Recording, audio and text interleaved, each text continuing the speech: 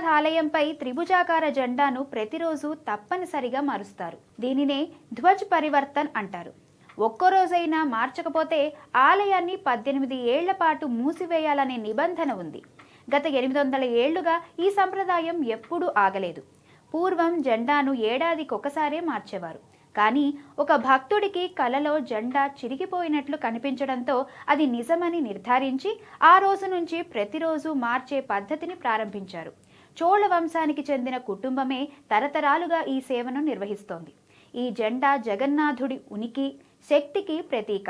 ఆశ్చర్యకరంగా ఇది సముద్ర గాలికి వ్యతిరేక దిశలోనే రెపరెపలాడుతూ ఉంటుంది.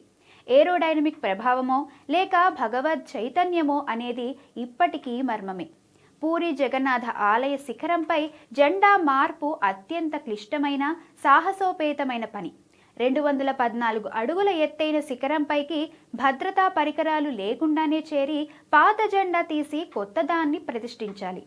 800 ఏళ్లుగా కొనసాగుతున్న ఈ సంప్రదాయం భక్తుల అంకితభావం, విశ్వాసం, ఆలయ పవిత్రతకు నిదర్శనం.